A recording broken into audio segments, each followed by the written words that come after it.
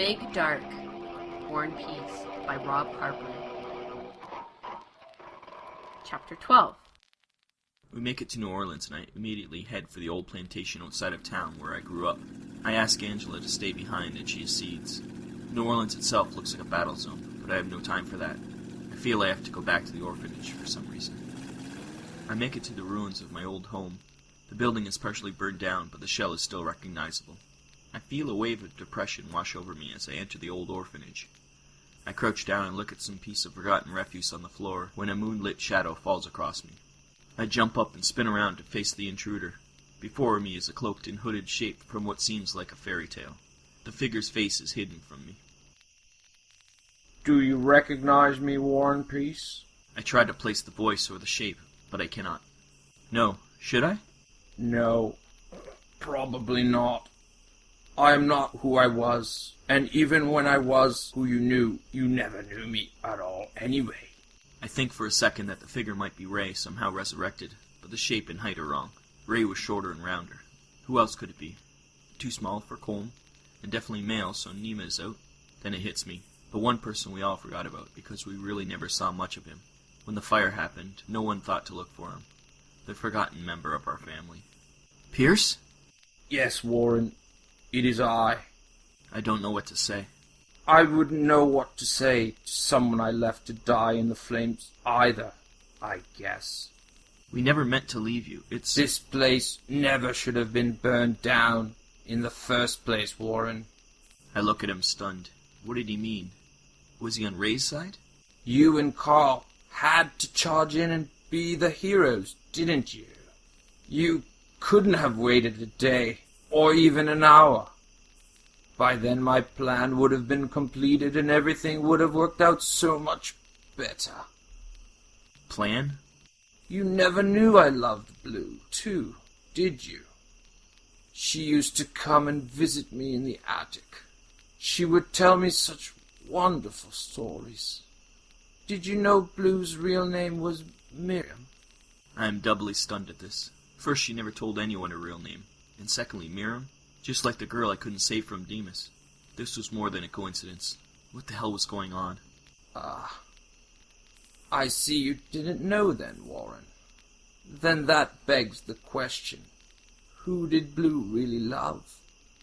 If you loved her so much, why didn't you do anything to find out who killed her? Oh, I knew more than you or Carl ever could have on your own.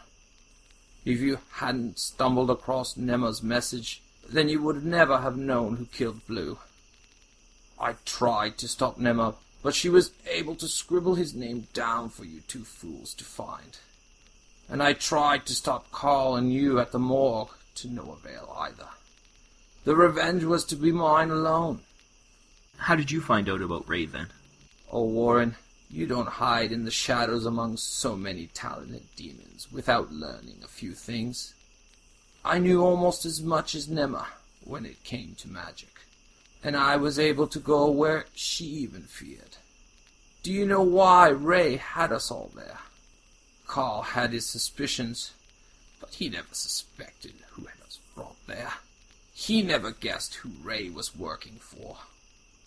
I would ask who it was, but I doubt Pierce would give me the satisfaction of knowing, and he keeps talking without giving me a chance. So, before you and Carl decided to burn our home down for your revenge, mine would have been so much subtler and neat. And I was going to poison Ray's drugs. I had put the poison in the syringe, waiting for him to inject himself. He would have died in such pain, and the revenge for Blue would have been mine. I was planning to get revenge on Carl and you for what you stole from me, but I have decided against it. He looks up enough that I can see his face partially in the moonlight. The scars from the fire cover what I could see, and I know they are much worse than that. I feel pity and guilt at what we did to him, but he speaks and releases it all away. We live in dark times, Warren. You and even Carl have a part to play in this game. I cannot take two pieces out of place so easily. One day, I might still come for my revenge. But not now. We will meet again, Warren. Somewhere. And with that, he turns and walks into the night. I almost call for him not to go, but then I feel that I can't face him anymore. Pierce was a specter from my past who was giving me a reprieve. I should leave it at that. I turn and go back to looking through the burnt pieces of my past idly. Again I crouch, and again a moonlit shadow falls across me. I turn to face what I assume will be Pierce again. The air escapes my lungs as I look up to face myself leaning against a charred doorway to the house. His feet and arms are crossed in a nonchalant manner as he starts to speak to me. I was wondering when you'd return here. I've been waiting so very long. What? I know what you're thinking. Who is this guy who looks strikingly like me? But that really doesn't matter. Instead, I think you should just face facts. I am you and you are me. Get over it and we can have a good conversation.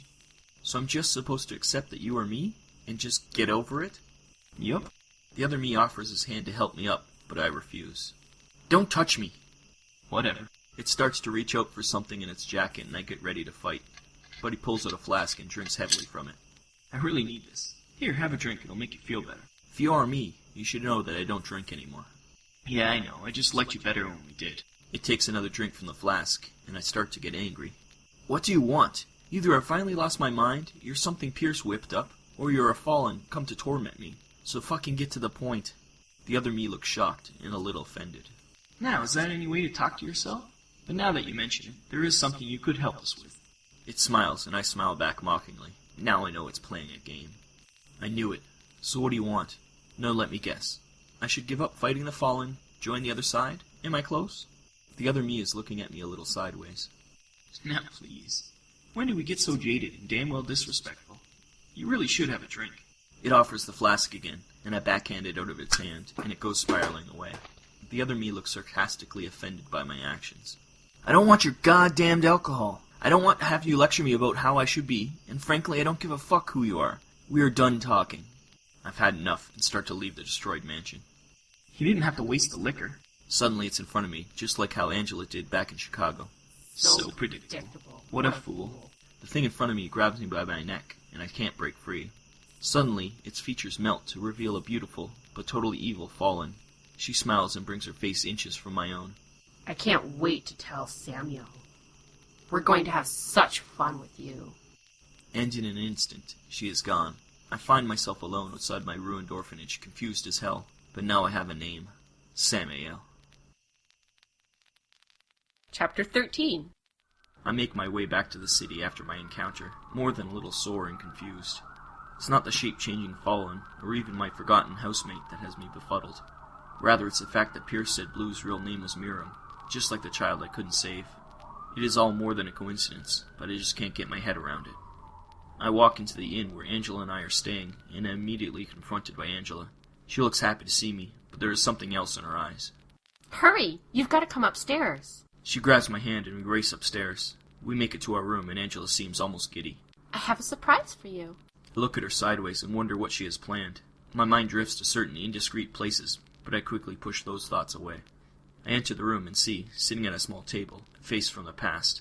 Colm Penny stands and smiles, but there is a little sadness in it. He looks as big as ever, if not a little older, and rougher around the edges. His facial tattoos are as prominent on his dark skin as the day I met him. Lore, it's about time you showed up. Not that your angel friend was a bad hostess. It's just that I was getting a little dry and needed a drinking buddy. Colm grabs me in a bear hug. Colm, long time no see. Life's been treating you good, I hope. Colm lets go of me, and suddenly it occurs to me that he knows that Angela is an angel. I look at her, but she just smiles. Well, I'll just go and let you two get reacquainted. She sure is a looker.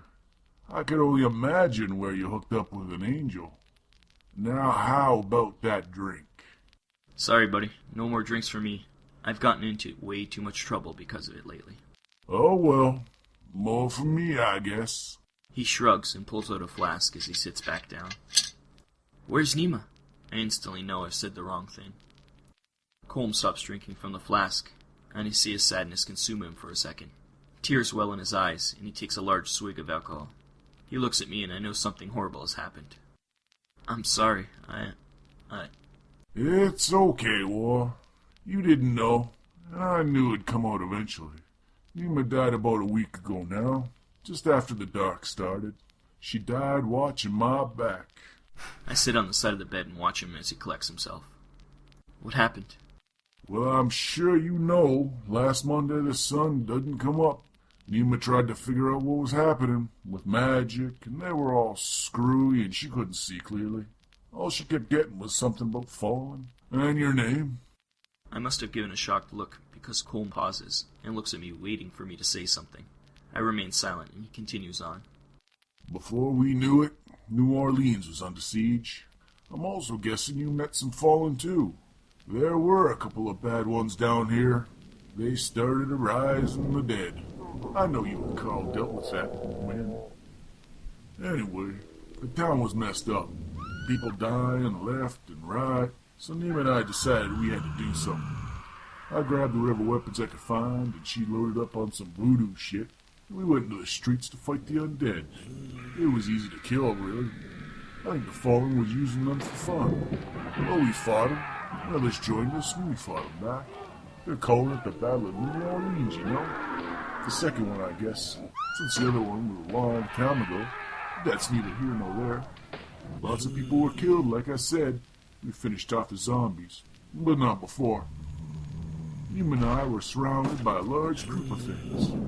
The last real group of them in the town, I think. We fought back to back. By the end, I was ripping their heads off with my bare hands. Nima and I got separated. I couldn't get to her. There were just too many of them. I saw her go down, and I went crazy. Others came help, but by the time I got to Nima, she was gone. I didn't even get to say goodbye. Colm stands as he finishes his story. Needless to say, I was pissed. I found the Fallen in an old church. It seems like they like desecrating places like that. Anyway, I found those two and dealt with them myself. Now New Orleans is safe, Fallen free, and we intend to keep it that way. I listen to his whole story, and inside I mourn Nima's loss. Too many good people have died already, and it's only been a week since it all happened. But then a thought enters my head. Why did I come here? Colm's story isn't the reason, I'm sure. Pierce, maybe? The woman Fallen who attacked me? Why did I feel the need to come to New Orleans? Maybe it was the need to face my past in real life, like Angela tried to do in the dream place. What do you think's going to happen next? The city leaders have sent some people to Washington to brief them on the situation here, and to tell them what we're dealing with. Usually I'm sure no one would believe them, but a week of total darkness might help make believers out of the big wigs down there. After that, I don't know. Word from Europe is something big is happening in Poland, but I have no clue about that. Angela comes back into the room, as if she knows that Colm has finished his tale, and something comes back to me. You never told me how you knew Angela was an angel. I can always spot an angel, when I see one. Did Colm tell you how he was a hero? The mayor is going to give him and the others who fought in the battle medals. Wow, a real-life hero. I'm honored. We spend a few days with Colm, but soon the duties of an acting hero take him away. We are left alone together, my angel and me, and I still don't have any idea why we came to New Orleans. There is just the feeling in the back of my mind that I will find out soon. To be continued.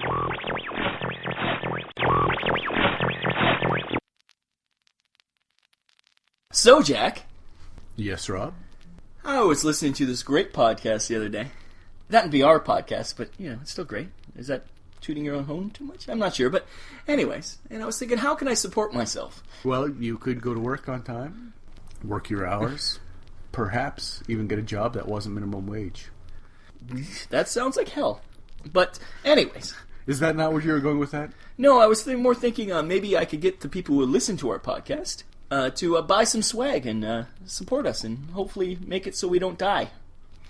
Well, yes, starvation, not top on my priority list. How would someone go about supporting us and repaying us for all the hard work and effort we put into creating this fine programming that no doubt these people have enjoyed? Well, we do sell some swag. Do you know what swag is?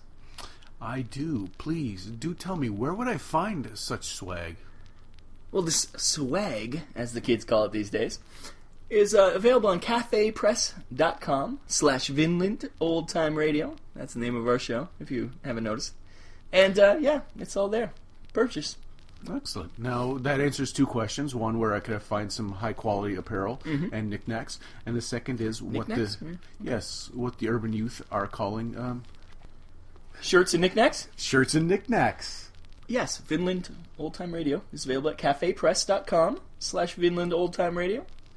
And I do notice you are wearing the apparel right now. Yes, I am. You have a T-shirt, Vinland Old Time Radio. Green and black. Excellent. Black. It's very slimming. You look fantastic. Thank you. And the green attracts redheads. Did you know that? Well, I will have to paint my dick green. Vinland Old Time Radio. CafePress.com/Vinland Old Time Radio. Thanks, guys.